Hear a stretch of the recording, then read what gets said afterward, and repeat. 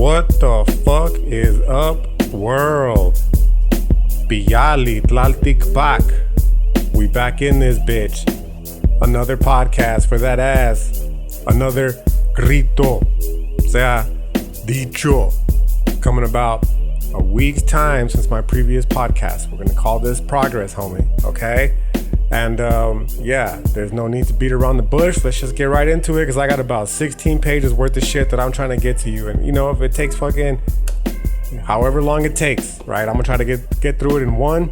If I feel the need like it needs to be broken up, then maybe I might break it up into part one, part two. But the honest truth is, I'm in the midst right now of deconstructing an entire whole ass book. So realistically, there's gonna be more than just a part one, part two. This is gonna be like this is gonna be a motherfucker of a series, dog. I'm starting a new series for y'all, all right?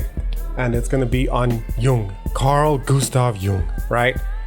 It's some shit that I've always been interested on the low tip, but I've never actually delved into deeply for this podcast, for sure, right? Like I said, dog, right now, currently, I'm just podcasting where I'm at, and for whatever reason, Jung just happened to speak to my soul, if you will, right? And I just felt, yo, it's time, dog. Let's do a Jung podcast, homie. And I actually sat down to, I was on a complete whole ass different part of the book. And I didn't even plan on fucking doing a Jung podcast. So the way it kind of just happened organically. Before we get into the story, let's get the semantics out the way. If you haven't already, follow your boy. Is it og.icenice13, something like that on Instagram? It's basically just on YouTube now, right? But whatever, like I'm there, right? I gotta start posting inevitably again. Just waiting for the right moment to jump back into this bitch and start rebuilding after the heartbreak of getting my old account zucked, right? Just have to psych myself up in order to, start from the bottom all over again. No worries, I'll get there soon enough, right? So that's the formalities. Now let's get straight into the podcast. I guess another formality is shout out all you motherfuckers listening to this shit. Just know that, as always, I do appreciate that, right? So yeah. I was on a different part of the book, dog, and it's like I literally just picked it up. I needed something to read at the time, right? And all the books that I'm currently working through at the moment, none of them are really, like that. I wasn't like, I feel like reading that right now, right? But this one, for whatever reason, I haven't even looked at it in over like a year, dog. Basically since the passing of my brother, and it just spoke to me. I was like, oh, cool, I'll pick this shit up, right? And I just picked up where I had left off a while ago. And what I was working through, it just really started to trip me out, dog, because it kind of just happened to coincide with a lot of what I've been not dealing with, but like a lot of what I've been thinking through myself personally prior to having done so. And that is just, I've been tripping a lot on cholo culture, homie. Okay, let's get straight to it. I've been tripping a lot on cholo culture and my place in it. Okay, because for the longest time, I'm starting to realize now more than ever, I've struggled with accepting that part of myself for a long time, dog, for a variety of reasons, okay?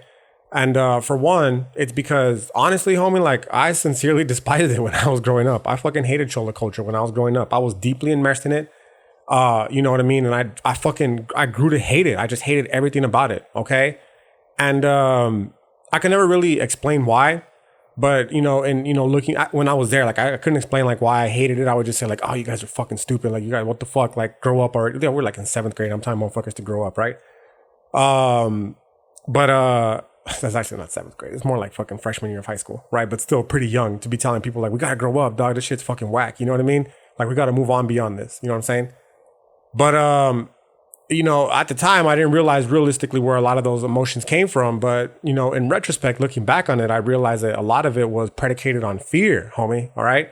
And specifically the fear that you experience when you're trying to navigate your way through cholo culture. Right. So it's like, it's not even just fear like your physical safety, because that is a fucking very real fear. OK, when you're fucking afraid of getting jumped. OK, because you have, on one hand, people who want you to join their gang and you don't want to join the gang, right? So they're going to fuck you up. And on the other hand, you have, people who are in gangs that want to fuck you up for no reason, and you don't have anybody like to back you up because you yourself aren't in a gang. You're a oneer, right? You're just one of one. So there's that, right? But there's also like the fear of being excluded for not joining the homies in the gang, right? The social ostracization that we've been talking about at length in this, throughout this podcast, if you've been keeping up with it. That's where a lot of that comes from. For me personally. I'm the one giving you this message. It's not a new message by any stretch of the imagination, but if you've kept up with this podcast, then it's coming from my experience, and my experience came from, you know, the ostracization that I faced when I finally, you know, turned my back on the homies, and I was like, I can't keep doing this, dog. You know what I mean? So there's that kind of fear right there, the loneliness inherent with all that kind of shit. You have these friends that you grew up with, and now suddenly you're like divorcing yourself from them. Of course, there's going to be some fucking fear inherent with that. You know what I mean? And not to mention the loneliness and isolation type shit. But you know, it's also fear of all the fear of, it's more than just, you know, like, again, just the fear of physical harm, or the fear of like the emotional alienation that you might feel rather. It's also fear of shit like ending up in jail, dog, because, you know, the gang lifestyle and the environment, you know, that we were living in is conducive to, you know, ending up there, the school to prison pipeline. It's also the fear of ending up addicted to drugs and alcohol. And just ultimately the fear of being an overall waste of potential. Like so many of the people I grew up with, dog. So many of the kids that we grew up with, dog, so many people that I grew up with, they were good people, and they were very talented people. They were intelligent people. But along the way, as we start to get a little bit older, we go from being, there's that great SPM song. SPM, I have a very difficult relationship with him, you know, just given, you know, his history, but he does a really good job of rapping the fucking, the hood. You know what I mean? And there's that one song on his album, Never Change, where he goes something along the lines of, beautiful kids making honor roll, 10 years later they on parole, habitual criminal, mad at the world because it's all they know, right? Like, that's a beautiful summation of the struggle, dog. We grew up with these kids. I grew up with these kids. And, you know, we're in elementary school, even a little bit in middle school, and the world is fucking so full of potential. But then, you know, the external environmental forces start to come into play, the collisions, if you will, that we have, to use the Jungian language, with the external world start to come into play, and, you know, shit just starts to spiral from there. Our free will gets, you know, hijacked in a sense, and we start to fucking fall victim to a lot of the traps that were laid out for us growing up in the hood, right? And for me personally, dog, since I was young, education it was always an escape from all that. Still to this day, like, I'm thankful for the role that education has played in my life. I've come to recognize, you know, that perhaps getting a college degree isn't as important as it's not. Like, I'm being fucking nice right now, but it's just not, dog. There's ways to make it in this world that don't involve getting a fucking doctorate degree. Like, and that's just facts, bro. There's ways of making it in this world that don't involve getting, let alone a master's degree, let alone a fucking bachelor's degree, okay? And especially if you're getting it in fucking the liberal arts, because that's essentially a waste of time, like what I did. I can admit it now, like, damn, I fucking wasted my time, dog. I should have gone to be a STEM major, if anything, right? Or after, you know, my undergrad school, I should have gone to be a lawyer or a doctor or some shit, instead of fucking continuing along this tradition. I'm not mad at it, right? Amor fati, you embrace your fate, you love your fate, right? But now I'm at the point where I can honestly say, as opposed to, you know, 5 years ago when I was an extreme elitist, shout out to my boy Millhouse, because he helped me realize how, you know, bad I was at this. 5 years ago, I would have been like, you're fucking stupid. You need a college degree to make it in this world. And if you don't have a college degree, you're not going to survive. That was severely misguided on my behalf, right? But regardless, for me personally, still, despite those new feelings that I have pertaining to education and, you know, college degrees in general, I still maintain that education for me is like a saving grace, and it always has been. I value learning. I value teaching. That's why I'm a fucking teacher. You know what I'm saying? And that's why I still continue to fucking educate myself, even though I'm not even in school anymore. All right? The whole fucking quote, the truly educated never graduate type shit. Okay? But, you know, back in the day when I was a kid, like, education, that was my way out, dog. It was actually a saving grace. And I'll talk about it here a little bit shortly, right? But the basic idea is that, so what? All right, here's how it unfolded, dog. Most of my elementary school, I was deeply immersed in the gang culture, but I was never like fucking forced, if you will, into joining an actual gang proper. Like, I hung around with some dudes that were already, even in elementary school, doing wild shit, dog. Some of them were already in middle school, but the point is, like, they were already doing crazy shit. I remember one instance in particular. I'm not sure if I've already shared it, but if I have, it bears repeating. There was an abandoned ditch in front of the fucking the apartment complex where we used to live when we were kids, and some of my homies lit that bitch on fire. And it wasn't like a small ditch, bro, and it wasn't a ditch just completely removed like from the rest of the city. It was, we lived right on the other side of the freeway. So this was a ditch the ditch basically separated our apartment complex where all of us lived from the freeway. Okay. And these motherfuckers lit that shit on fire, bro. And it was not a small ditch. It was it was more than an acre for sure. It was a huge, huge ditch. And it's funny because it was like right next to a gas company, but I'm pretty sure there was no gas there anyways. But the point is, that's just one small example, like arson, basically, right? That could have jeopardized the lives of many people. And these motherfuckers lit that shit on fire for fun. Okay. So even I was like in fourth grade, maybe. No, I was in third grade when this happened. And I was hanging around with people, and still to this day, like when I keep up with them, you see what they've become, and it's just like, damn, man, that's fucked up. Like, it's fucked up that this ended up being, the roll of the dice that you were given. But as we'll talk about later, like a lot of that has to do with their choices as well. Okay.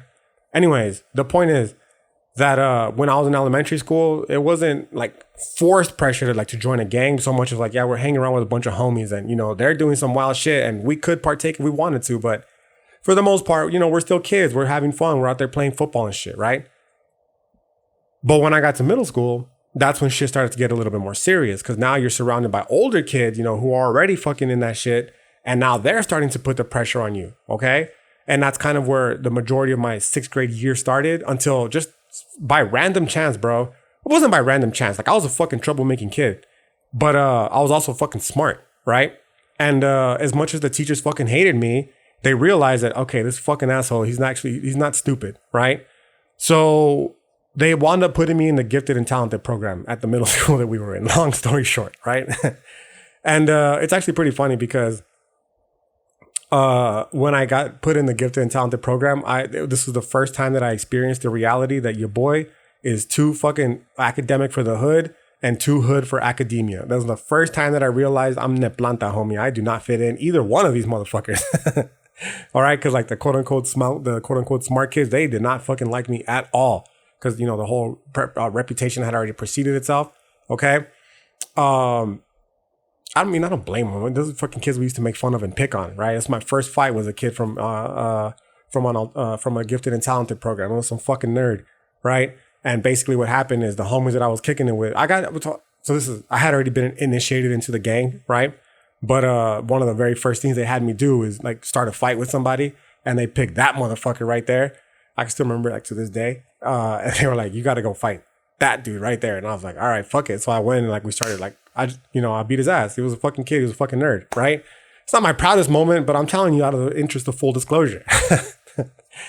And yeah, like, so my reputation had already preceded myself going into this class with these fucking nerds, right? And, I was a fucking nerd too. That's why I was in there in the first place. But I had a little bit more quote unquote troublesome background, right? And, so the point is, like, they already didn't like me there. And then when I got put into the GT program, the homies were already like, you're a fucking nerd. Like, what the fuck? Like, this doesn't make any sense type shit, right? So again, just the example of the ne planta, right? The middle, the being lost not lost, but being stuck in the middle, if you will. It just takes some time, little bit of in the middle, that whole shit, okay? Where, too academic for the hood, too hood for academia. Like, the academic shit is funny, dog, for the hood, because there'd be times when, I really wanted to step into my power, if you will. Right. And with the homies, because like I said, they're not dumb. These aren't stupid people. You see a cholo and immediately we assume he's a fucking uneducated, unintelligent person, but it's not true. Right. But I think more of what it is that they're just unwilling to be themselves, honestly. And that's another one of the beefs that I had with cholo culture, is like, I didn't feel as though there was any room for individuality. It was very, it was very cut and dried, defined already. What was a cholo? You either had the slick backed hair or you were bald. You wore the Dickies, you wore the Cortez, and you wore, the undershirt, the 3 flowers, the little pocket comb, all that kind of shit. You had your culture. You were a Cowboys fan. It was so much shit about growing up in cholo culture that was already predetermined for you. And I found that there wasn't a lot of wiggle room there. But a lot of that had to do with the fear and that I just spoke about earlier of alienation that many cholos felt. So I guess the best way to explain this is there's that very famous trope, if you will, about the cholos who are always asking people like, hey, fool, you're a rocker, huh? or do a kickflip, fool, that kind of shit. I'm telling you, dog, that shit right there, that stems, this is my Jungian interpretation, if you will, before we even get into the Jungian philosophy, right? That shit stems from the desire for cholos to want to be the rocker. That shit stems from the desires of the cholos to want to be the skater. But the fear inherent with leaving the cholo culture behind and then becoming the rocker, and then their homies be like, oh, fool, what the fuck? You're a pinche leva, Holmes. Like, all that kind of stupid shit. Right? So instead of having to deal with that, they would just rather fucking be the cholo and never skate, never become the rocker, etc. Right? And that's kind of what I'm saying is that, I would want to step into my fucking power and like talk about, and shit like, damn, dog. The best example that I can give you is I was introduced to Prince at a very young age. And what I was always amazed by, what I was always marveled by with Prince is that he was the dude. Like, he did everything, dog. He fucking wrote the music. He composed the music. He played the instruments. He fucking obviously sang. Like, he was a bad motherfucker. You know what I mean? And ever since a young age, I've always appreciated people that have mad talent. And Prince was obviously mad talented, right? So there was like one time when I'm trying to explain to the homie, we're sitting there listening to Wu-Tang and shit, right? All stoned to the bone, fucking a bunch of little shitty little fucking middle school turds. You know what I mean? And we're jamming the fucking Wu-Tang, and then the CD, the song ends, and they're like, "What are we gonna listen to next?" And I'm like, "Yo, we should listen to some Prince." Right? And these motherfuckers look at me like, yo, what the fuck? What's wrong with you, dog? You gay or something? Like, why the fuck would you want to listen to Prince? And, I want to listen to Prince because he's a bad motherfucker who makes bad fucking music. You know what I mean? But y'all are so caught up in this gangster persona, this cholo persona, that you can't even appreciate fucking talent because you're committed to this role that you're playing. You know what I'm saying? So, yeah, dog, that's what I mean, like, with this whole Neplanta shit, like, never really fitting in, okay? And this, by the way, this has been a common theme that, it has extended still to this day, as far as my the middle ground that I play when it comes to trying to be a fucking academic, right? And just actually me, right? It hasn't gone away. It's, when I fucking, show up to an actual academic conference, when I was in my PhD program, you know what I mean? Even, I guess, around some of my fucking colleagues, dog, it's like there's this whole little privileged circle jerk when it comes to academia where we fancy ourselves as, somehow better than the average person because we're quote unquote educated. Okay. And then you have someone that comes in and it's just like, well, I mean, it just really depends on what you determine education is and intelligence is. Right. And if writing a bunch of papers and reading a bunch of books is your measurement for both, like, I don't really know if that's true. You know what I'm saying? I mean, me personally, I can dissect and deconstruct to you some of the most abstract fucking texts that have ever been, with some of the most complicated ideas that have ever been created, but I can't fix a fucking car. You know what I'm saying? So you might like to think to ourselves like, oh, we're so much better than a mechanic. But if your fucking car breaks down, what are you going to do? You're going to go to a mechanic. And guess what is more, if worse yet, like if the world collapses, no one's going to come looking for an academic and be like, hey, what does Kierkegaard think about the teleological suspension of the ethical, right? They're going to be looking for a fucking mechanic that can fix their cars. They're going to be looking for a fucking farmer that can grow their food type shit. You know what I'm saying? So that's what I'm saying, like this whole circle jerk. Like, in academia, it's very guarded, very secluded. And you come in with these real world problems and you try to share them with people and they're like, what? This is not what we're concerned with here. Right. But at the same time, like the obverse is true where you do learn some pretty dope shit in academia. Like Jung, for instance, you wouldn't be listening to his podcast if you weren't interested in that kind of shit. You know what I'm saying? And you go back to the homies and you try to explain it to them like, yo, dog, according to Jung, the reason why so many of us are here in the hood still strapped still strapped for sure, but still fucking trapped is because we have not reconciled the inherent traumas that we've experienced, that our ego has experienced with trying to navigate our way through the hood. And if we want to fucking survive and try to break these cycles, maybe we should do some shadow work to try to fucking, avail ourselves to becoming better people that are, more capable of surviving this fucking trap. It's not going to happen, dog. They're going to look at you like, bro, shut the fuck up. Okay. Like, we're here to fuck bitches and get money, dog. That's it. Right.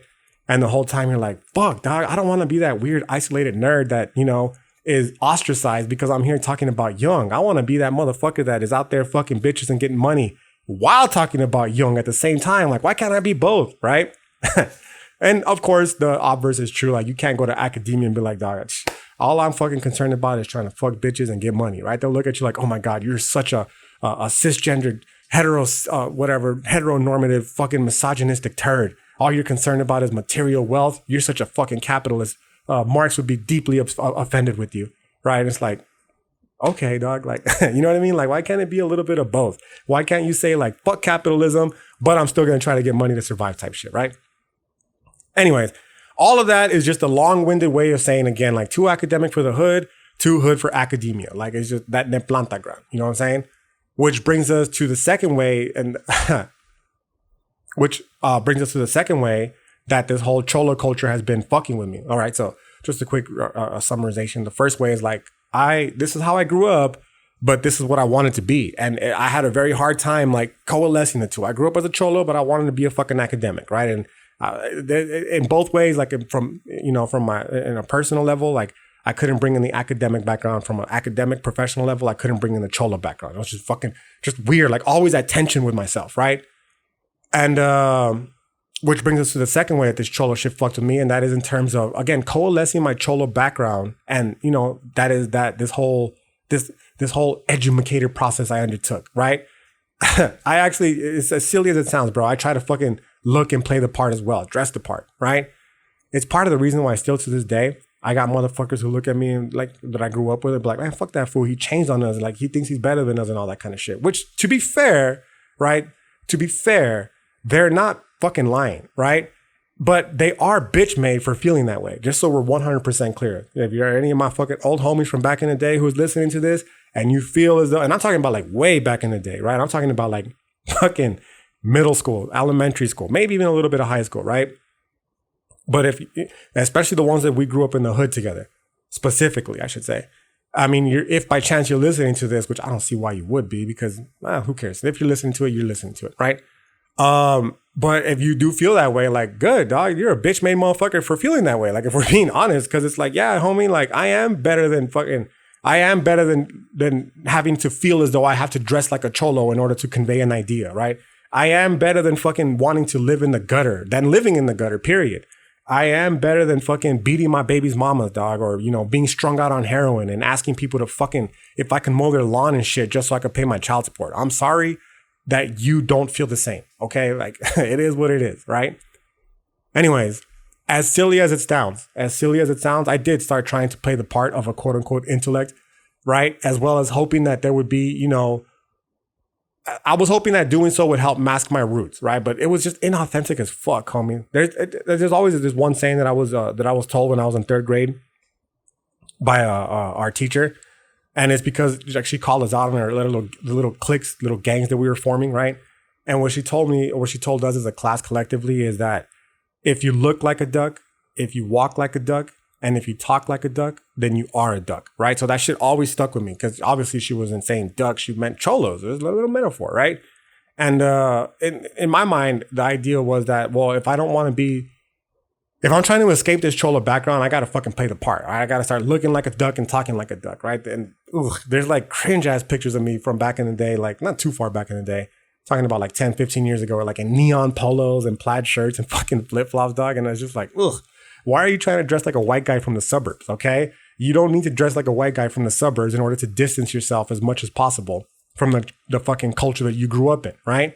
But again, subconsciously, I was doing so because I thought it was necessary, mistakenly, right? I mistakenly thought that was necessary in order to overcome this alleged deficit that I felt I needed to overcome. I say alleged deficit because my whole life I was made to feel as though growing up poor, growing up in the hood and all that kind of shit was a deficit that I needed to overcome. But now that I'm older, I realize like that's my greatest strength. What the fuck are you talking about? Like that shit armed me with a way of navigating the world that very few people have, right? And that it's about not overcoming the asset, but embracing that fucking strength and, using it to my advantage, right? Anyways, this again is just but some of the shit in my past that's led me to, where I am today with my relationship with cholo culture, which, by the way, I should say that it's a lot more healthier now than ever before. Okay. In fact, I can honestly say that I admire our cholo culture more than ever, dog. Right. And honestly, a small part of me laments the loss of it, you know, right? The absence, I guess. It's not completely lost, right? But the absence of cholo culture, right? I never thought I would say this, homie. I really never thought I would say this, that I miss cholo culture, right? Right now, just off the top of my mind, I'm thinking about when we grew up, you know, where we grew up in the Lincoln Heights area here in central El Paso, right? I'm thinking about, like, there was a drive-by once. It was multiple drive-bys. Like, this is real shit, dog. And there was one in particular drive-by, right? When my uncle was out there with a bunch of his homies posted up on the block. We were already asleep, right? But the idea that you would miss something like a fucking drive-by, it's weird, dog. Because, again, this is the shit that people who glamorize cholo culture now, they don't understand. They didn't live through. They don't fucking have any context of it. They could see it on a movie, but it's a fucking movie. It's not real. This was like real life shit with real potential consequences. You know what I mean? And to, you know, when you're growing up, you're like, fuck, dude, I hate this shit. I hate the fear that this kind of culture is instilling in me. Like, I just want to fucking live a normal life. Why do I gotta be worried about people fucking creeping up in the car and fucking blasting us because they don't fucking like the clothes we're wearing? This is so stupid, right? But yeah, that's where I'm at now. It's like a little bit of me is lamenting its absence. Not of the drive-bys per se, but just like the cholo culture. And the reason why is not because I wish for it to come back. Like, no, dude, it's gone. Like, it's not gone, but you know what I'm saying? Like, it's not as prominent as it was before. But it was, for better or for worse, again, amor fati, right? It was a history of our city, dog. And more importantly, it was a history of our culture that, again, for better or worse, it's slowly fading away. And, you know, while there's great people out there that are doing amazing work in capturing its remaining essence, my lament is that it will just be relegated to the dustbins of history, and all the stories of the people who fucking went with it, gone, just gone. You know what I'm saying? And then, you know, all we'll be left with is the fucking Hollywood or Fools Gone Wild interpretation. By the way, I love fucking Fools Gone Wild, just so we're clear, right? But that's obviously it's more of not a parody per se, but it's just like it's more comedic in turn, right? But there's shit that people went through, dog, that is not funny at all. And, you know, a lot of what their struggle, you know, a lot of what the struggle that they went through is what is responsible for us collectively as a Chicano culture being where we are today, right? And that's kind of a little bit of what the lament is the understanding that, you know, cholo culture is cholo culture, homie. You know, it is what it is. And that while not all Chicanos are cholos, every single fucking cholo is a Chicano, dog, except for those dudes in Asia, okay, that are copying the estilo and don't really know, right? They don't count. They're just cosplaying, okay? Like, yeah, I got love for you. Don't get me twisted. Like, I'm not one of those fucking fake woke social justice warriors, like talking about your culture, you're appropriating my culture, man. You want to dress like a fucking cholo? You know, you want to fucking work 9 to 5 at your banking job and then get off and, you know, fucking LARP as a cholo? By all means, dog, do your thing. But you're not really a cholo. You know what I'm saying? Anyways, the whole point is here that every fucking cholo is a Chicano, dog. So if you're going to say that, you know, you have love for Chicano culture, that means accepting all parts of our culture, right? Even the ugly parts, because as ugly as they can be, they still have their own beautiful things to offer, dog, right? Like lowriders, oldies, asadas on Sunday cruises, bro. Like, that shit's beautiful as fuck, man. And, you know, you just got to take the good with the bad, I guess. Anyways, that's just a long-winded way of saying the point that I was trying to get to is the tension between me and cholo culture, right? And how a big part of it was the intelligence that I had at a young age to look around and just realize the trap that we're in, and, you know, coupled with the unwillingness to settle. Like, I didn't want to settle for that, bro. I wanted out. I wanted out of the fucking trap. And, like, I'm not trying to make it sound like I'm fucking the most successful person, because I'm not. There's people that I went to school with. There's people who I grew up with who are far more successful than me, rather. And I have nothing but love and fucking appreciation for those people. I'm happy for them. Like, fuck yeah, dog. I'm glad you made it out, right? But it's not also to say that I'm still stuck in the hood, fucking thankfully, right? Or that I'd ever want to go back. I have nightmares about going back to the hood. Like, nah, fuck that. I never want to be living like that ever again, right? I wanted out. And me personally, again, I saw education as a way of doing so. And it was weird as fuck, you know, trying to be that dude, again, who's talking to the homies in fucking, you know, 8th grade about how Jung is telling us that the reason all of our parents and inevitably us, because we're going to perpetuate this cycle, right? Like, honestly, dog, no fucking joke. I knew an alcoholic at 6th grade. The first time I had a swig of beer, well, that's not the first time, right? The first times was like growing up with my uncle and shit. Though, you've seen this, dog. You've seen this in the movies, and just for it to act, that's why this movie like it resonates so deeply with us. Menace to Society, where he's posted up. He's a young kid at the very beginning, and the dude offers him a swig from his 40 ounce, right? And then he fast forwards, and he's going through his life and realizing all the shit that he's gone through, and then he still finds himself in that same position, being the older kid, being the older dude now, giving a swig of beer to the younger dude from his 40, like. That's how I had my first fucking swig of beer. My uncle would always give us the corner of his bottles. Like, here you go, dog, drink it. Right? Like, oh, fuck yeah. You know what I mean? But one of the very first prominent memories that I have of like alcohol drinking outside of our family like cookouts and shit was after class one day. There was a kid, dog, this dude, we were like in 6th grade, 7th grade. I'm saying he was in 7th grade. I know for a fact I was in 6th grade. So if he wasn't in 7th grade, he was either in 6th or 7th, right? Anyways, this motherfucker. Okay, so let me give you a little bit of context into the situation. The school that we went to was right by a corner store, and we would always go in with all our homies and steal from that corner store. One of them figured out once how to. They figured out how to steal cigarettes and shit. Right. All you had to do was like ask the lady for something in the back, and as soon as she would turn her back, like boom, you just reach up and walk out with cigarettes. So we were drinking and smoking and cigarettes already at that young age, because from the cigarettes and moved on to beer runs and shit. You know what I mean? Like just little fucking shitheads, realistically. I had one homie like had a really huge jacket, and he would just walk in and like literally like that brazenly just put shit in his fucking jacket and walk out, right? Anyway, so it wasn't difficult to get fucking cigarettes, alcohol, let alone drugs. Like we would find out soon enough, right?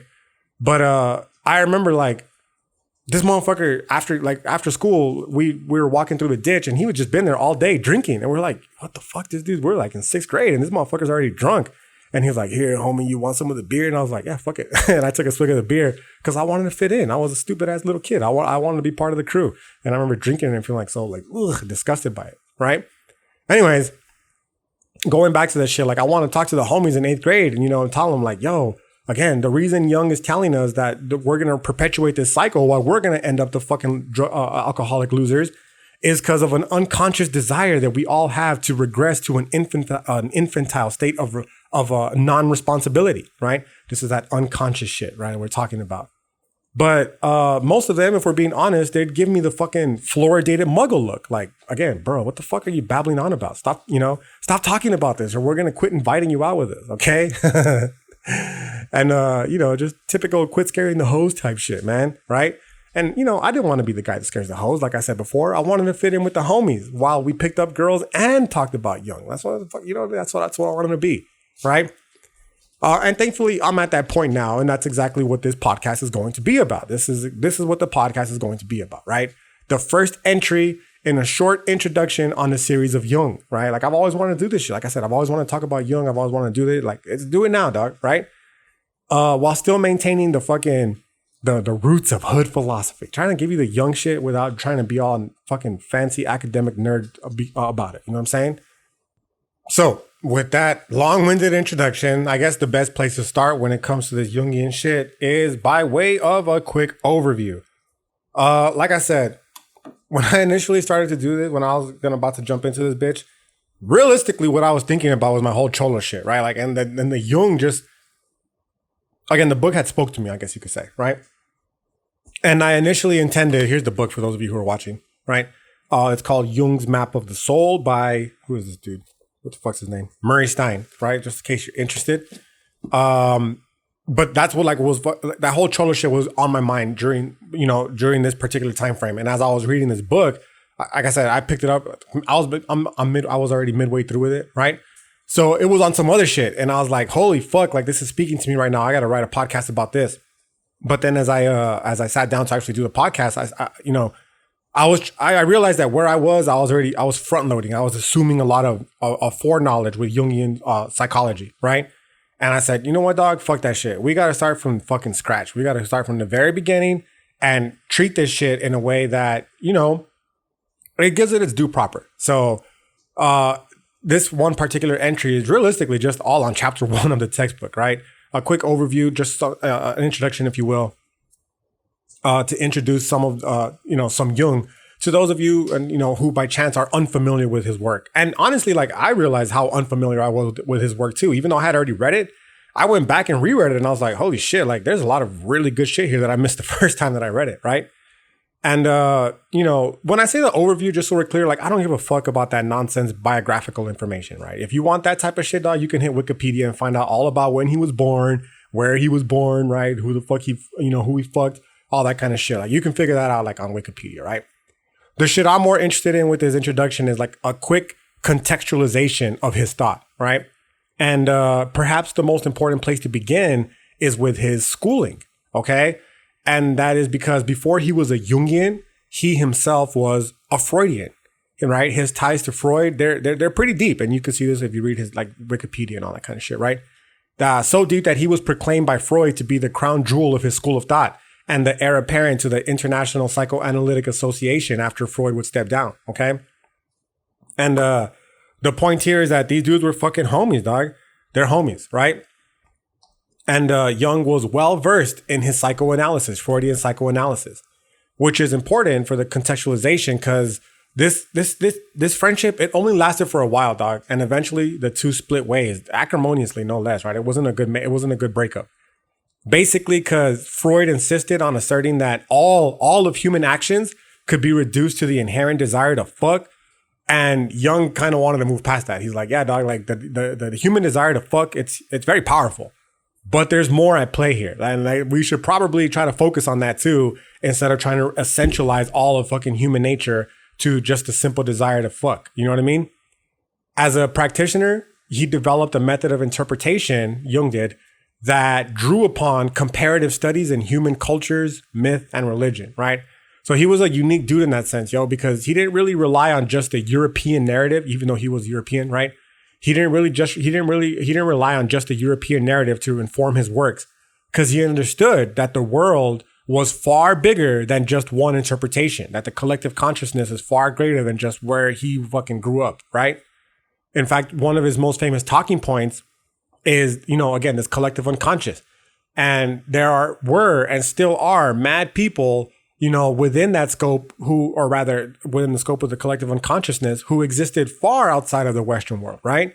So as far as Jung was concerned, all these different cultures and ideas and beliefs, they served as a perfect wellspring, right, for materials from, that could be drawn upon when trying to, assert claims in order to justify many of the ideas that he was advancing, right?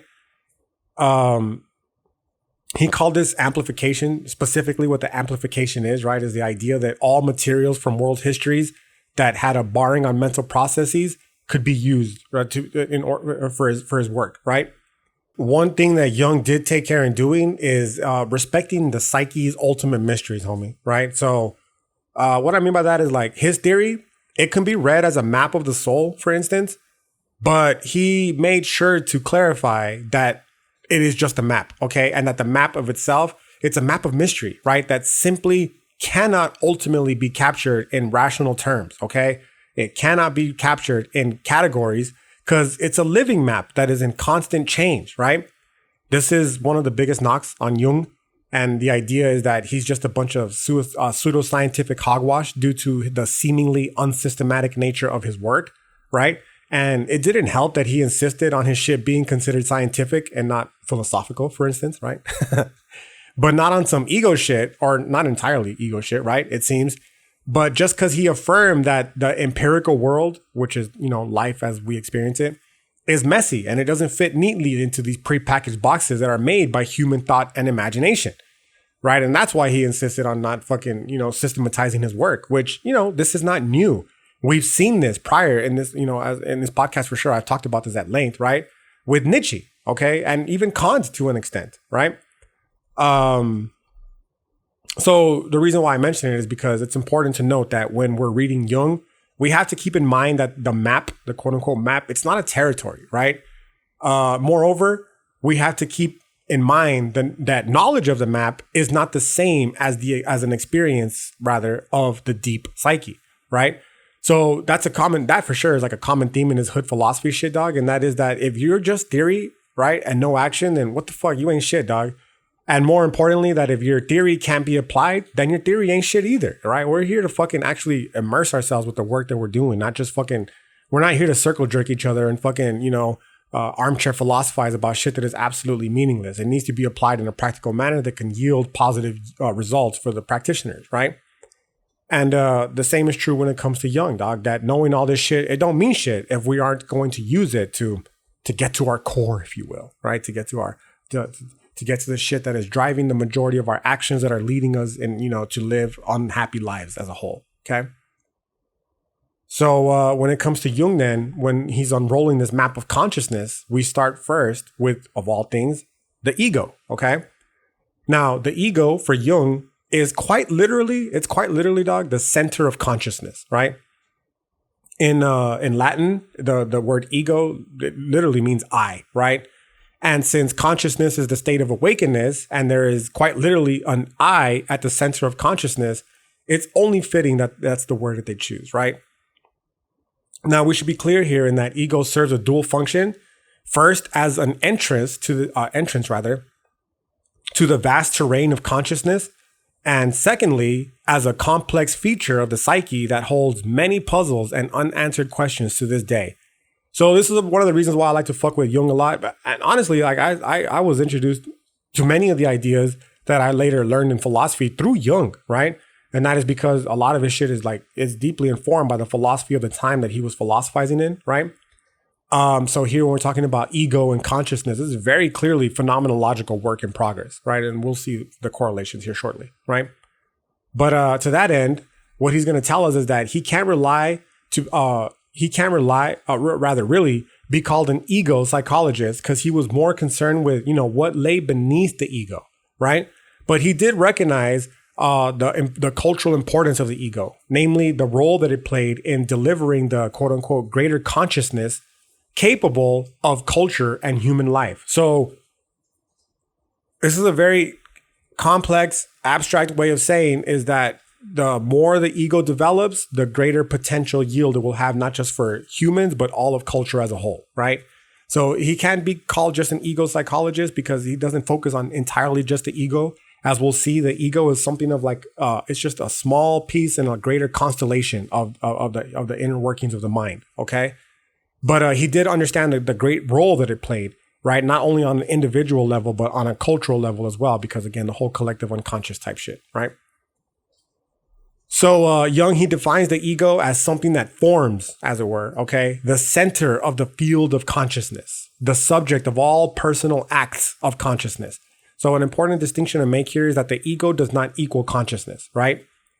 Perhaps this is a very complex idea. Like it's just philosophically speaking, it's very complex to convey. But when I'm thinking about it, I like to think about it as like a highway, and the ego itself would be the actual highway, and the consciousness is the actual highway, and ego is just the vehicle that is driving along the highway, right? Like consciousness facilitates the ability of ego to drive through it. But at the same time, ego is the center of consciousness because without an ego, there is no experience, i.e. you driving a vehicle down the highway, right? So, to that end, Jung tells us that consciousness is itself a quote unquote field, right? And that ego occupies its center. It is our empirical personality, right? The personality as we are aware of and experience firsthand. This is the parallels with Kant are clearly there. Like they're clearly there, right? But this isn't an episode on Kant, right? Let alone the correlations between Kant and Jung. This is just a quick introduction to Jung and his thoughts on ego, right? So when it comes to that, I guess the simplest way to put it is that the term ego, it refers to one's experience of oneself as a center of a willing, desiring, reflecting, and acting, right? So the ego is that center, right? Inside Out, homie. We've all seen Inside Out, the movie, the Pixar movie, right? Ego is the fucking, whatever her name is, the little chick with the pixie cut, right? The one is causing all the ruckus and trying to fix all the ruckus simultaneously, right?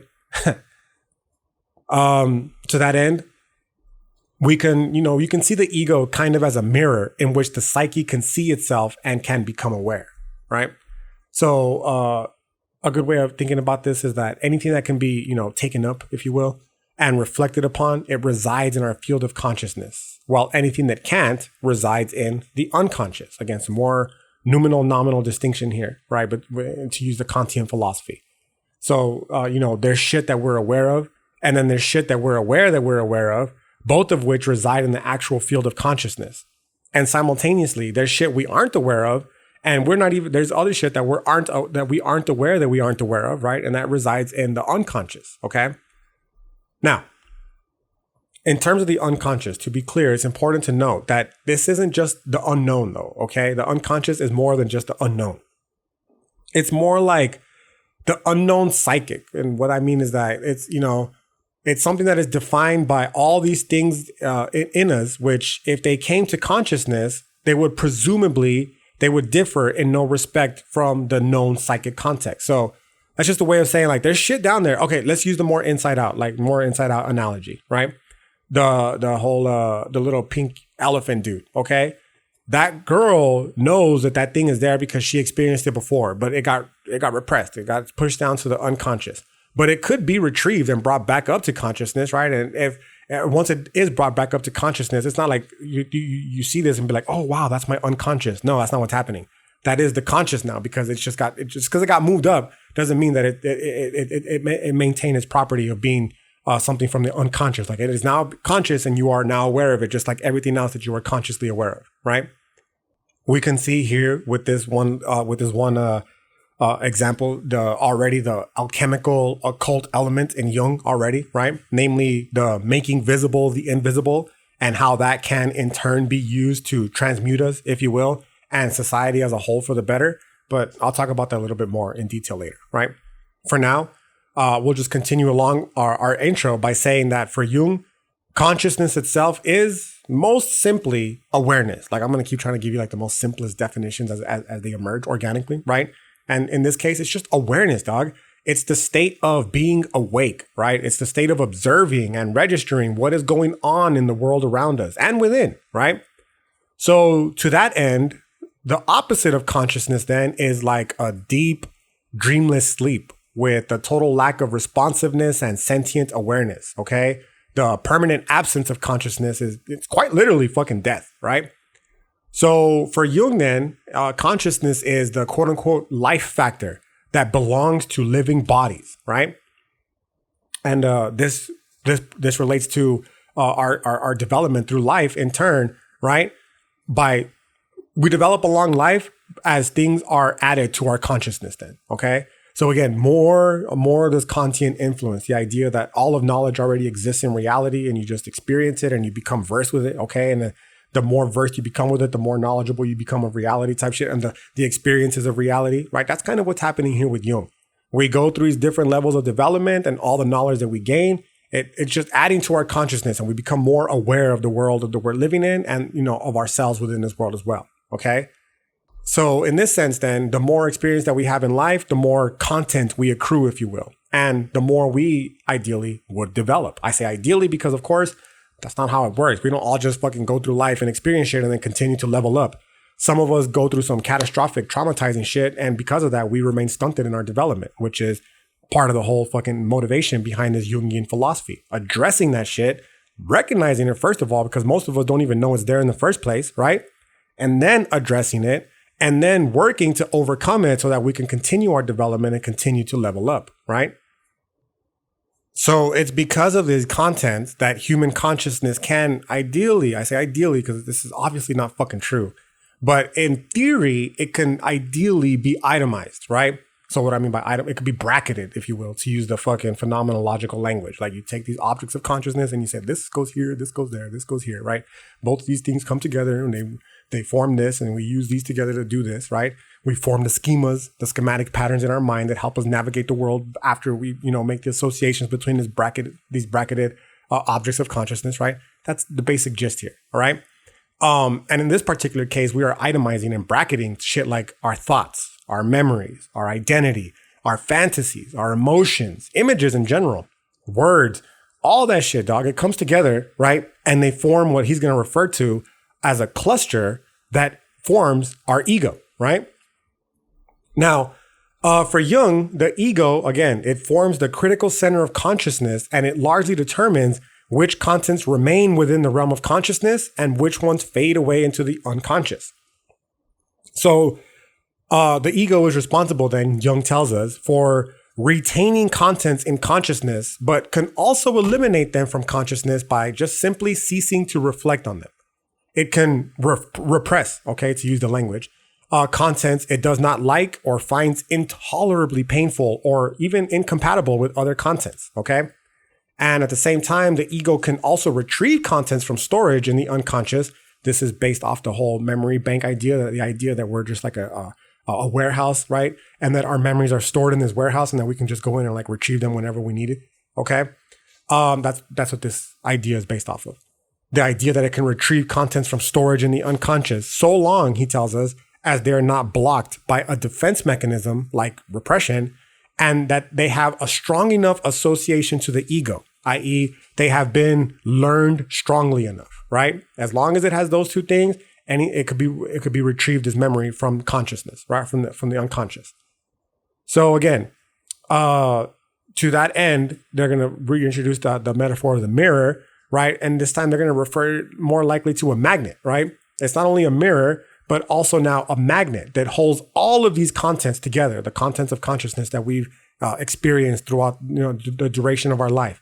But again, it's more than just a mirror and it's more than just a magnet, because this ego, it can also will, it can also get us to do things, right?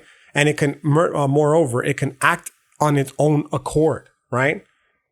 So what that means is that, like, as a vital center of consciousness, this ego it's so fundamental to us. It's just so fundamental. It precedes language. Like, before we even have language, our ego is there. It precedes our personal identity. Before we know who we are, what we are, our ego is there, right? And before we even know that we are, it precedes personal awareness. Like, before, the whole thing that I was talking about before, when you put the little red dot on the kid's forehead and they reach and you put them in front of a mirror and they reach out to the mirror to try to take it off. Like, that's because they don't realize that that's them, right? They don't have any personal awareness, but they're still fucking aware. And that's where the ego is, right there, right? Again, this is just basic levels of development and psychology type shit, homie. And what Jung is telling us is that basic things like recognition of our face and names, it comes shortly after, and they cluster closely around the center of our consciousness. So much so that they have the effect of defining the ego and enlarging its range of executive command and self-awareness. So that's just like a really fancy way of saying that fundamentally, the ego is a virtual center of awareness that exists at least since birth, okay? If you're one of those motherfuckers who think consciousness starts at conception, then the ego is there. As soon as the conception hits, it's right fucking there, right? If you think that people get consciousness right at 3 months, boom, there's the ego right there. If you don't think they have consciousness till they're born, boom, the ego's right there, okay? And it's the fucking virtual center of awareness that exists at the very moment that that consciousness, enters into the body, or the bodies enter into the consciousness, however you want to view it, right? It's quite literally the eye that sees and has always seen the world from the unique vantage point of this body, your body, my body, right? Again, more inside out type shit. As soon as the eyes open, boom, the consciousness fucking, the ego rather experiences the consciousness. Now, one thing that's interesting about this ego is that on its own, it is literally no thing, right? It is literally no thing. Hence why it is so difficult, if not outright impossible to map, let alone know. Like a little fucking ghost, dog, right? We can't deny its existence, but it remains fucking hidden to us nonetheless, right? Now, I personally find this important because it helps me understand the ego less as this little homunculus living being in our fucking heads, right? Straight Men in Black style, where that fucking alien dude dies and there's that one little green alien inside of his head, right? It helps me think about it less like that, right? And more so, again, in a philosophical, phenomenological manner rather, that has, struggled again to get to the core of consciousness, right? The whole mystery of consciousness, dog, it's fucking crazy, bro. This is why the artificial intelligence, like, I'm always a little bit suspect about it, because in order to have artificial intelligence, you have to first know what consciousness is. You know what I mean? Because you can't, it's a property that just can't be given unless the way that the machines are built allows them to filter consciousness the way humans are built or animals are built, right? I don't know. I don't know how it's going to work. But I do know that since we don't really have an answer to what consciousness is, right? it makes me very uneasy to say that other things are conscious as well, like robots. You know what I'm saying? But that's a whole other topic for another day. For now, the point is that we don't know what this consciousness shit is still to this day, right? It is the greatest of all known phenomena. Like, we don't know what it is, but we know that it's there. Like, it's really fucking weird, right? But that hasn't stopped folks from trying to figure it out, okay? Now, this process, it comes in all kinds of different names, but the fundamental problems with it remain the same. And that is that we are trying to study consciousness with consciousness.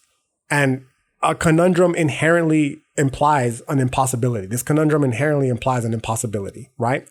Because you're using the very tool that you're trying to, you're using the very tool to discover something that you're trying to discover in the first place. It's fucking weird, okay? In philosophy, we call it refraction, right? And the best way that I can give you this this metaphor, at least for me, it's how it works for me. It's like a flashlight refracting back on itself, okay? And usually at this point, motherfuckers will always be like, well, what about a mirror? If you put a flashlight in front of a mirror, it will fucking refract back into itself, right? But it's like, no, dude, that's not the same, okay? Because that's akin to humans looking into a mirror, okay? We're talking about, like in the case of the flashlight, the actual light particles themselves without any sort of external fucking cue, turning back on themselves, okay? Turning back on themselves completely independently and realizing they're the source of what is causing the illumination in the first place, right? So when it comes to consciousness and shit, the best example that I can give you is like a zombie eyeball, homie. A zombie eyeball. It's like fucking bloop, popped out of its fucking socket and shit. You know what I mean? And now you have, say you're the zombie, and now you have one eyeball intact, and this eyeball is the one that you've used your entire life to look forward. But now your other eyeball is hanging here, and it's still attached to the socket. So ideally, you can still it's still seeing. So now your eyeball is looking straight ahead and now down, right? And you can pick up this eyeball and like use it to fucking look around, behind, up, all that kind of shit. You know what I'm saying? And at the same time, like you could even turn it inwards and look at yourself like, holy shit, I'm fucking looking at myself with my eyeball here. You know what I'm saying? And that's kind of the basic gist when it comes to this fucking consciousness. It's like, we're using this tool to help us figure out what that tool is in the first place. And the moment that we become aware of that, we're no longer talking about consciousness. We're talking about the experience of consciousness, right? It's fucking weird, dog. Anyways, all of that is to say that there's a lot of overlap between Jungian thought and philosophy. And this is just but one example, homie, right? Again, in philosophy, what I just talked about, we call it the cogito and the precogito, right? The will, right? And Jung and company, they're going to call it the ego, the consciousness, the libido. Again, all different words to convey the relative same phenomena, right? That is universal to the human experience. In terms of the impossibility to pin down the ego, there's this great quote by Sartre that I personally feel summarizes this, which goes, never until these last few days had I understood the meaning of existence, quote unquote. I was like the others, Sartre tells us, like the ones walking along the seashore, all dressed in their spring finery. I said, like them, the ocean is green. That white speck up there is a seagull. But I didn't feel that it existed or that the seagull was an existing seagull, quote unquote. Usually, existence hides itself. It is there, around us. It is us. You can't say two words without mentioning it, but you can never touch it, right? This is exactly what this Jungian thought tells us, dog, right? This is true of the ego. It is not, it's something that is clearly there. It's clearly there, but I can't fucking put my hands on it. I can't explain it because in doing so, I'm not even talking about the ego anymore, right? And he's going to tell us this ego shit, dog. It's not a product of nurture, growth, or development. It is an innate. It is innate to us, right? It is a given core, okay? That comes with the infant. It's just like part of the process, part of the, it's part of the fucking, of the deal. Again, this is why like with robots and shit, I'm like, I don't know if they're really conscious, bro. Like, do they have the fucking ego? Does it come with them? Right. And then like, do we create it? Because if we create it, does that mean that we're the givers of life? What does that imply for the existence of a godlike entity? Does that mean that humans are the gods? Does that mean that this is just a cycle that repeats itself through various fucking iterations of life, that just life fucking creates literally life? You know what I mean? In different forms. Like, what the fuck is happening? Right. Whatever the case is, when it comes to the Jungian philosophy, he's going to tell us that the ego is the center of consciousness, not only geographically, like where it's located within us, but also dynamically. So what he means by that is that it is the energy center that moves the contents of consciousness around, and it arranges them in order of priority. Like right now, I'm sitting on this fucking chair and I had no idea I was even sitting on this chair until I said to you that I'm sitting on this chair. Why? Because it's not that fucking important right now as I'm trying to give this fucking podcast on Jung for my body to know, for my mind, my ego to know that I'm sitting on a fucking chair. You know what I'm saying? It arranges shit in order of priority, right? It is quite literally the locus center of agency and free will. So, you know, in this particular sense of free will, when we say shit like, yo, I'm gonna hit up the club, right? We think to ourselves that we made that decision. But realistically, the ego has made that decision for us and is acting out that will through our physical actions. This is a perfect segue, by the way, to the whole fucking Human Capital Part 2 podcast, which I fucking swear, dog, is coming, okay? It's coming. Just bear with me, right? Why I bring up this shit right there is because the whole idea of free will, like, especially when it comes to human capital, we like to think that we're making these decisions, but realistically, these decisions have been fucking programmed within us. We like to think we're making decisions of our own free will, of our own volition. But realistically, if what this Jungian insight is telling us, what these Freudian insights tell us, those fucking ideas have been subliminally implanted into our subconscious, into our ego, and we're just fucking acting them out. And we like to associate that action of acting them out with our own free will. But that's not the fucking case, because the ego is the center of volition and thus free will. And because of that, more often than not, we are acting out of our ego, and not in a negative connotation, than we are out of our own free will. And when I say the negative connotation is because usually from an egoic psychological perspective, when people speak on the ego, it's associated with like immature actions, like, oh, you're ego, like you're all ego, bro. Well, that's true for everybody. We're all ego. We're all always acting out of our ego. And the goal with this Jungian insight is to realize that and then work to try to fucking ask ourselves questions like, okay, is this really what I want to do? Or have I just been, has my ego been influenced in such a way that I'm now acting out the actions of the ego, but, according to the dictates of other people type shit, right?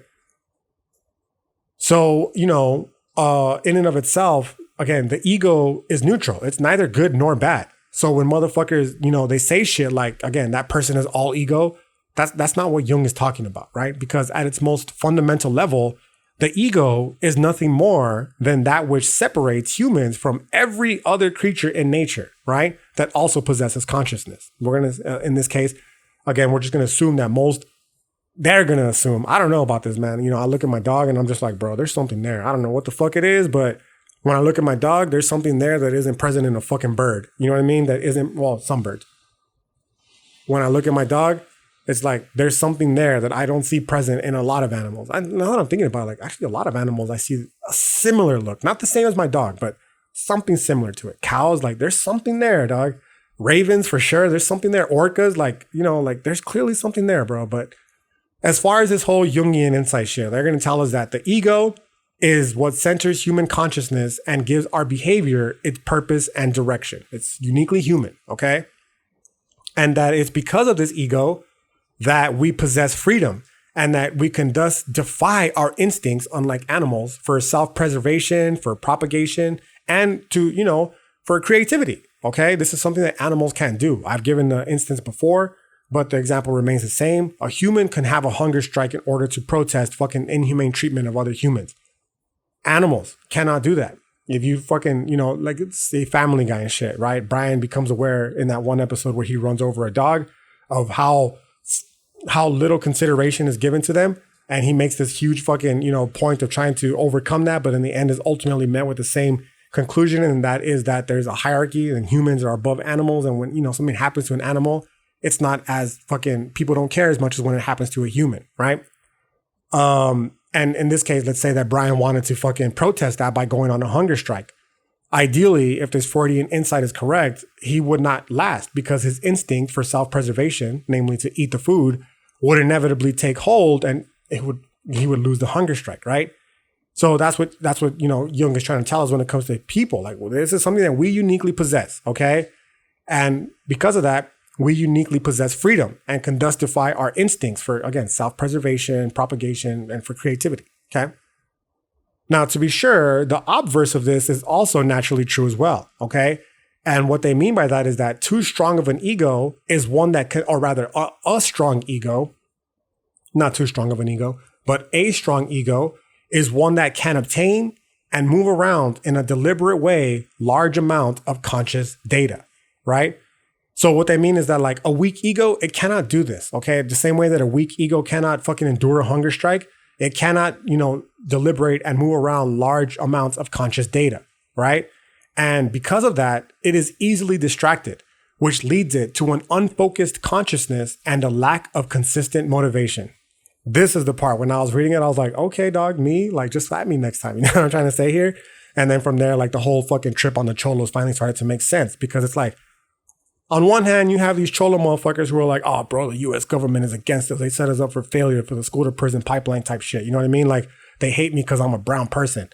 And it's like, well, yeah, but the other part of it is that because you yourself have a weak consciousness, you have a weak ego and you are easily distracted, which leads you to an unfocused consciousness and a lack of consistent motivation. In this case, the motivation necessary to avoid the fucking trap and fucking escape it in the first place. Like, is the trap there? Yes. Do you have to fall for it? Of course not. You see it there. It's your choice to step on it. And you are going to step on it because you have a weak ego. Why do you have a weak ego? Because you've never done any of the fucking shadow work, if you will, necessary to strengthen that motherfucker, right?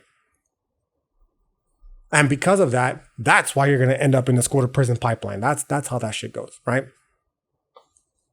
Anyways, an interesting insight Jung has into the ego is that it can also be activated subconsciously, if you will, right? When it is actively suspended. And this is the part that I was talking about here for the human capital, okay? So by the active suspension, like you're watching a movie, like the suspension of disbelief is required to do so. We are actively suspending our ego, okay? And while Jung tells us that it's not possible to maintain a volitionally restrained observational consciousness for too long, like we can't do this willingly for too long because inevitably the ego and the wider psyche as whole, they're inevitably going to become engaged with whatever it is that we're observing.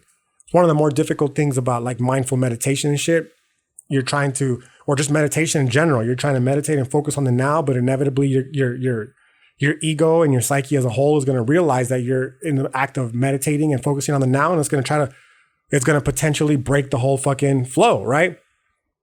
And that's because that's what the ego does. The moment it starts to focus on something, even if it's not focused, it will focus on what it's not focusing on, okay?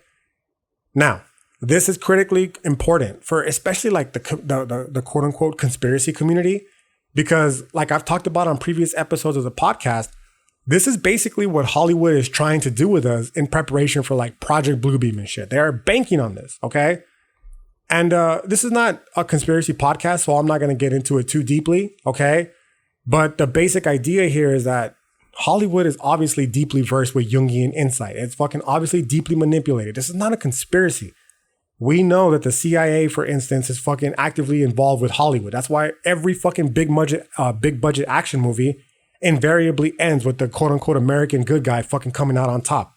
They're not entertaining you. They're actively trying to push a war agenda. That's what they're doing, okay? And they're doing so predicated off this Jungian psychology, which again, it's not a mistake. Because remember, as I've talked about in the previous episodes, or rather, as I talked about earlier, this Jung cat, he was a student of Freud, dog. And the uncle, all right, or who himself, Freud, was the uncle of the creator of modern advertising, Edward Bernays, right? Who himself was also a student of Freud. So yeah, dog, it's only a conspiracy. What I'm trying to say here is if you're uneducated, like if you haven't done the research, if you don't know what the fuck they're talking about, like these Hollywood motherfuckers are clearly using this kind of shit to, take advantage of the way our human ego is developed by way of these Jungian insights, okay? So it's not a conspiracy to say that they're pushing agendas. It's like, no, dog, it is what it is. We're being finessed at every moment through mass media and social media for what it's worth, right? And what's being targeted in Jungian thought is our ego, okay? Why? Because these motherfuckers know that it can be suspended. And when it's suspended, it could be fucking manipulated. And when it's manipulated, ideas can be inserted into us that are not necessarily our own, let alone in our own interests. And then we, in turn around and act these fucking ideas out in the physical world completely unaware or under the illusion that it's our own ideas, completely unaware that they were, instilled within us when our ego was in either a state of suspension or was just not fully developed enough to know the difference. So what Jung's going to tell us then is that, again, we can suspend our ego, right? By will, but it's not going to last long because the ego will eventually find something to engage itself with, right? And this is where we get to the whole fucking like a movie, and the foundation for why they believe this. So we're watching a movie, right? And we have the whole suspension of disbelief, okay? And, when we first start a movie, we're just taking it in, okay? But what Jung is trying to tell us here is that if this movie is riveting enough, invariably, we're going to begin identifying with the characters and the emotions they activate within us, okay? And in turn, the ego begins to ready itself to act. And, if we have a hard time distinguishing between a fucking movie and reality, our ego may very well prompt us to act out in a physical manner, right? So we know that movies, again, they're designed to elicit exactly this kind of response. This is what they want to do. It's the hallmark of a good movie. Not just a movie, dog. Any work of art is ideally, it's whether it's consciously made as such or it's just a natural byproduct, it moves us, okay? And, movies are no different. So on a Jungian level, this whole activation of our ego as the center of our wishing, of our hoping, and perhaps even of our intending, these movies, they activate that core, okay? And because of that, we are susceptible to make major life decisions, after watching a movie, for instance, as a consequence of the feelings and thoughts that were generated in our consciousness because of the movie itself, right? So let's say somebody sees a movie about a fucking cheating spouse and they get so fucking riveted and angry about it that they go home and they murder their spouse because they're convinced that spouse is cheating on them type shit, right? Or someone is so fucking convinced about what a president says about an alleged fucking invasion at our southern border by quote unquote illegal aliens that somebody who's watching that speech takes up arms and comes here to the fucking borderland to take care of the problem, quote unquote, that the president fucking told him, this imaginary problem. Their ego, it was willed into movement by external forces, okay? And when people have a difficult time separating between fucking television and reality, they're susceptible to act in such a way where, they do dumb shit like fucking come here and commit a mass shooting, okay? So all that to say that while the ego is itself the locus of free will, it is honestly pretty limited, according to Jung, right? As it's easily influenced by both internal psychic and external environmental forces. Like we like to think that it's like this strong thing, but it's not true, okay? And it's easily susceptible. So in that sense, waking consciousness, according to the Jungian thought, is focused by the ego's registering of internal and environmental stimuli, and then, in response, putting the body into motion, okay? So it can respond, for instance, to a threatening stimuli by picking up arms to defend itself. Or it can be activated by internal stimuli like love or the urge to create, which in turn manifest in external actions, okay? Now, all of this itself are filtered through the levels of progression that the ego has undertaken. Because again, the ego itself goes through many stages of development, starting with infancy, okay? Or again, whenever it is that you believe consciousness begins. And at a certain point in development, it is largely shaped and defined by the cultural world that we live in. So again, going back to the importance of the cultural world that I talked about earlier in the podcast, right? Jung calls this layer of the ego the structure that surrounds the central ego, okay?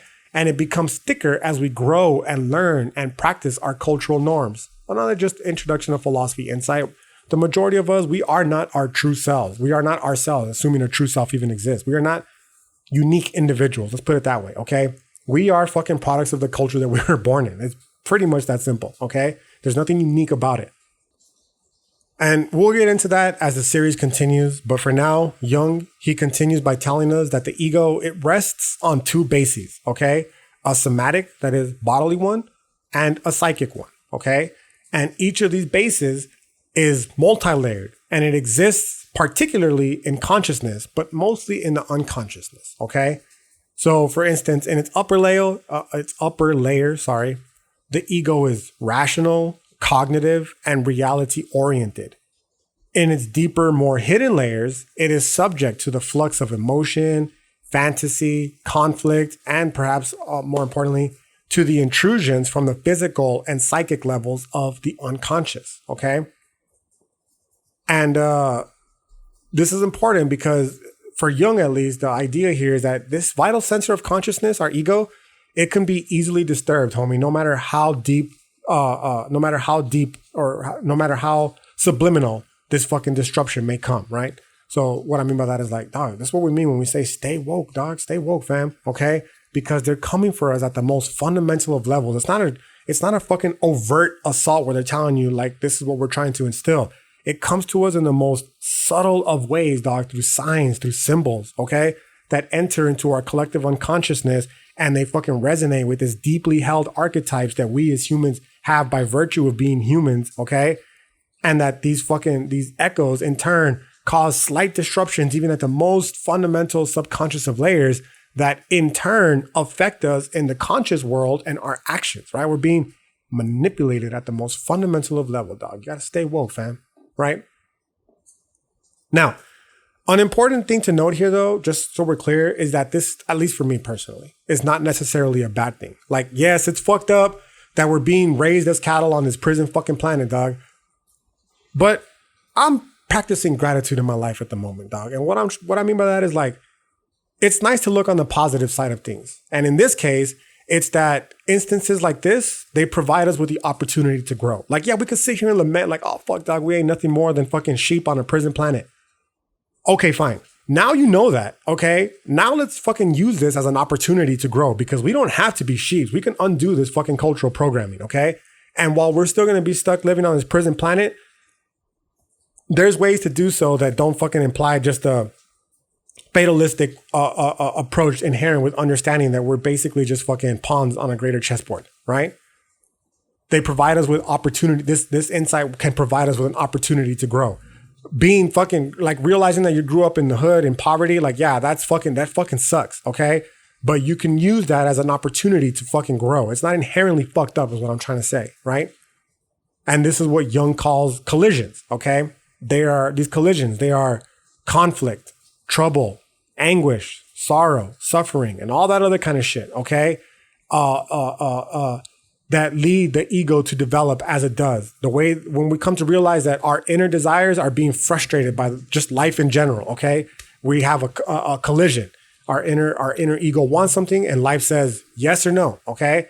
And depending on the answer, that's, the kind of fucking collision that we engage in, which ultimately does nothing more than give ego the chance to develop. Like, yeah, dog, you grew up in the hood.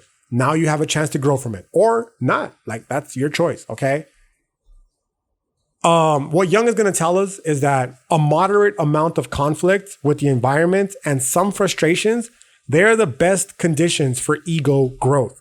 This is why, like, I can't stand these fucking bitch ass fake woke social justice warriors, dog.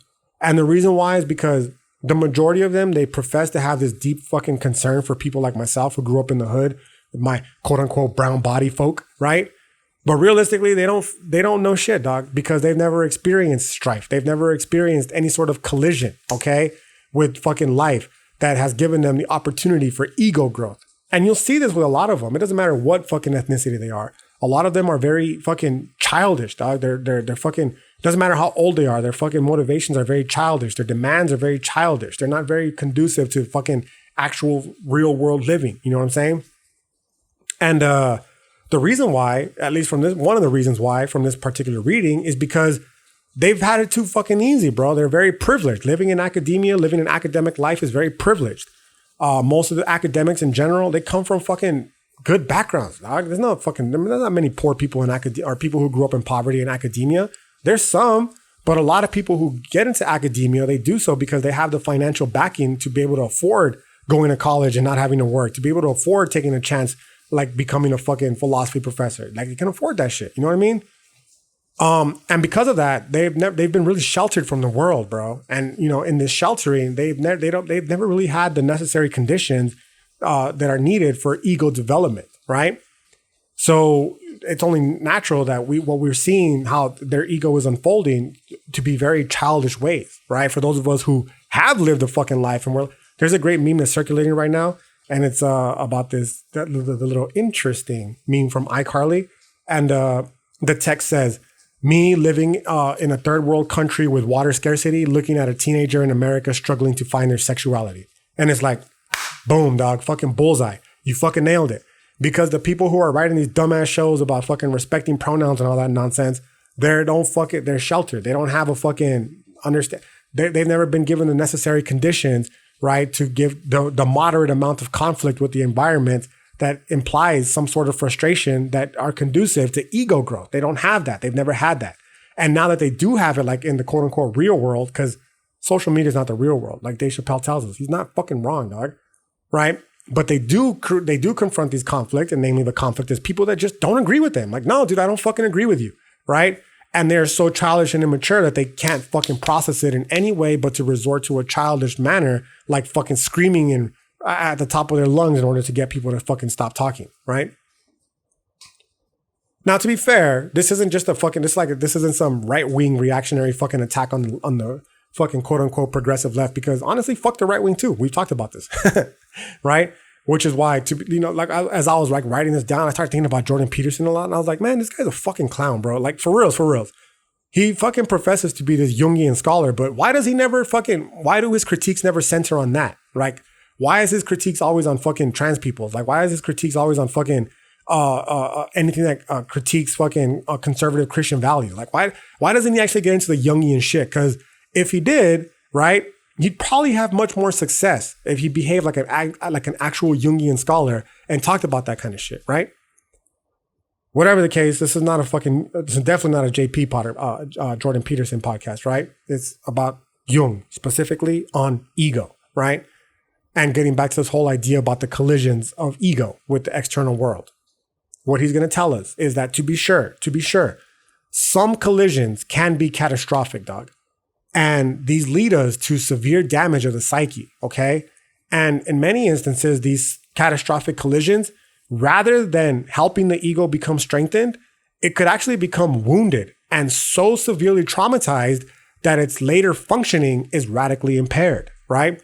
That is why, again, dog, I cannot stand motherfuckers in the hood who were kicked right in the dick from birth. Don't get it twisted, dog. We absolutely were, like most of the people on this planet, okay?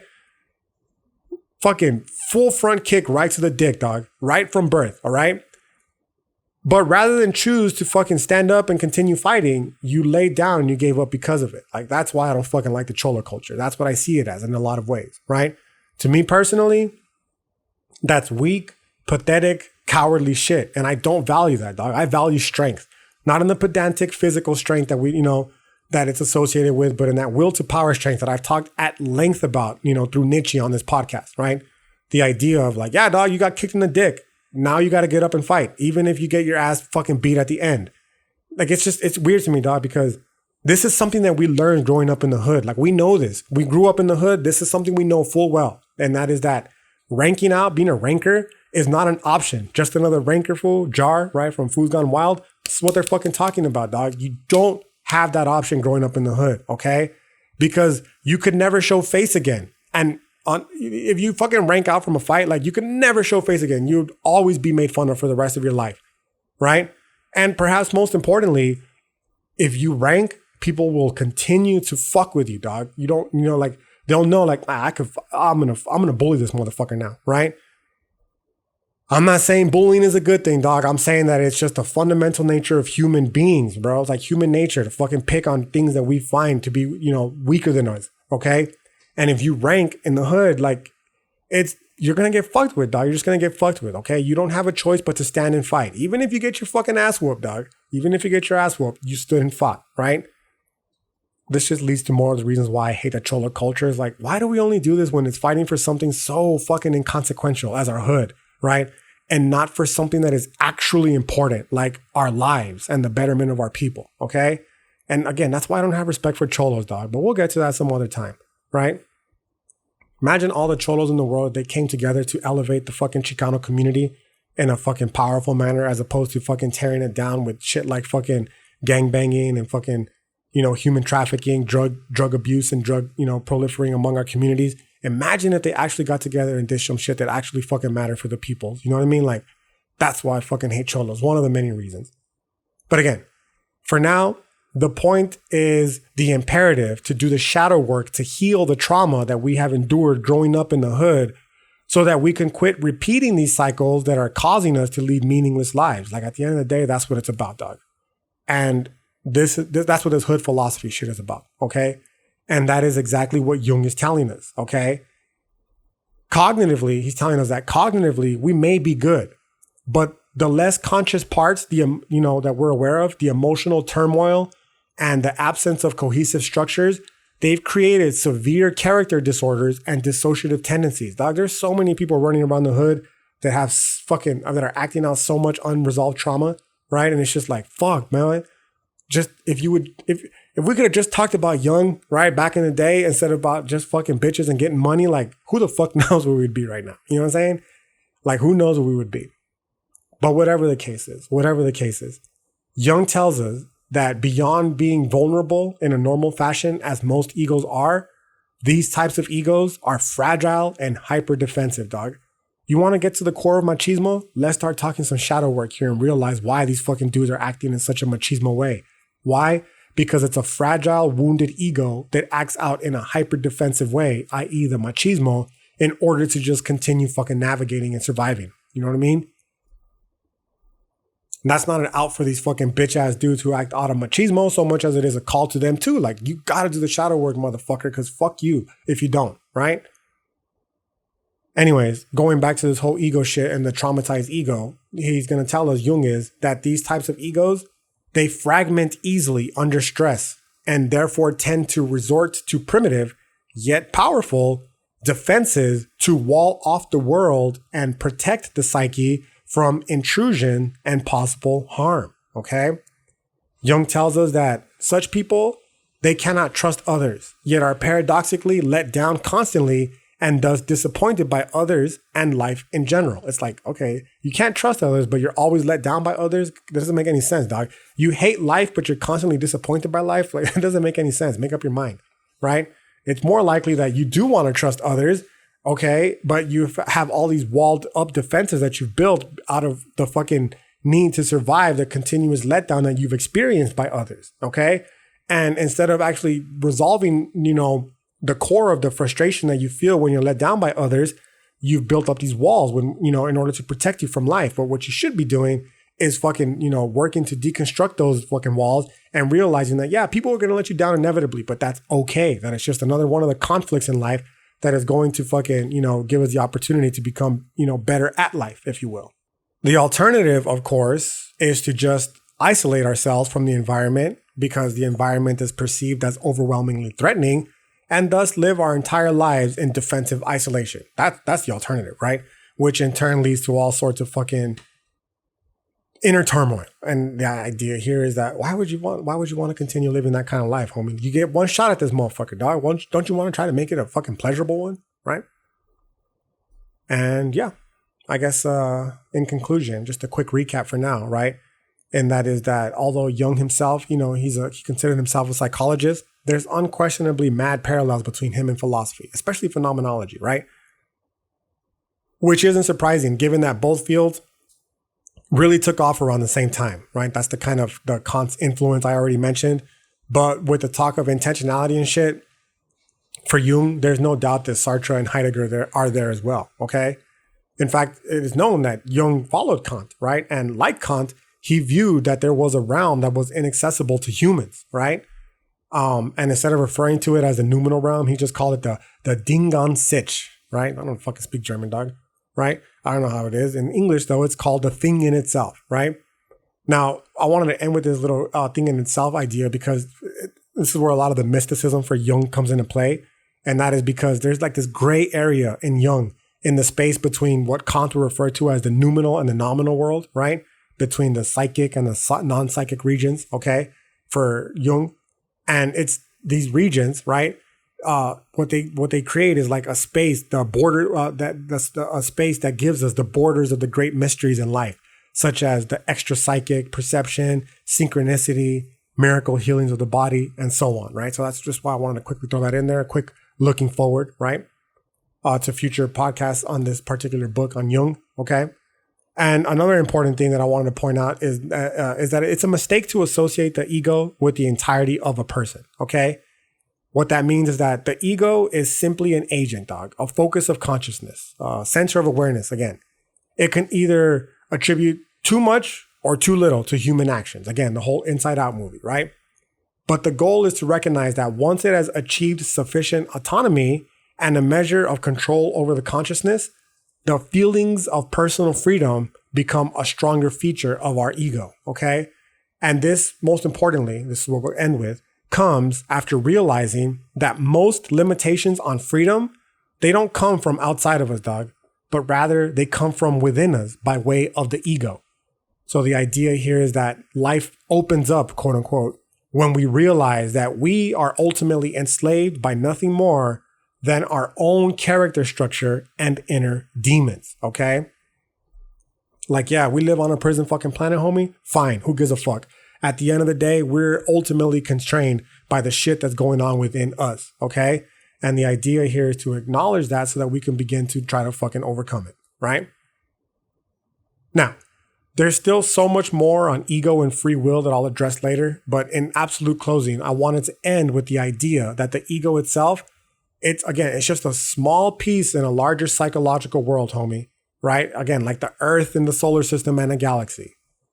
This, Jung tells us, is a shattering realization for the egoically inclined, because ultimately, the freedom of the ego is constrained. It's limited by this realization, right? He's famously quoted, Jung is, as saying that inside the field of consciousness, the ego has free will. By this, I do not mean anything philosophical, only the well-known psychological face of free choice, or rather the psychological freedom, the psychological feeling of freedom. Of course, the question here is, to what extent, again, do we have free will, and to what degree are our actions instead determined by external conditioning forces and habits, okay? So this is going to be a quick little introduction. This is how we're going to get to the Human Capital follow-up podcast. And that is just the basic idea that something as simple as choosing one soda over another, it appears to be a matter of free will, but that's not the case, dog.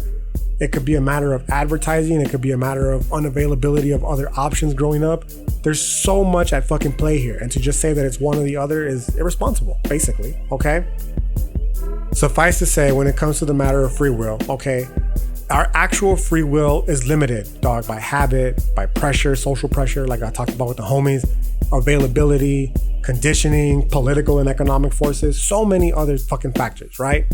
But the basic gist is here that I'm trying to convey is like how much work it takes to deal with this, you know what I mean? And come to terms with this and try to hopefully overcome all this conditioning in hopes of living a more actualized life, at least for me personally, right? And I'll end it with the Jung quote where he tells us that just as circumstances and outside events happen to us and limit our freedom, so the self acts upon the ego like an objective occurrence, which free will can do very little to alter, right?